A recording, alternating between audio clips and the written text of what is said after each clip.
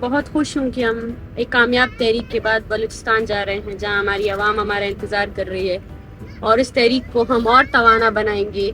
जिस तरह हमारे साथियों ने इस तहरीक को मुनज़्ज़म तरीके से चलाया, हम डटे रहे और हमने कामयाब तहरीक चलाई।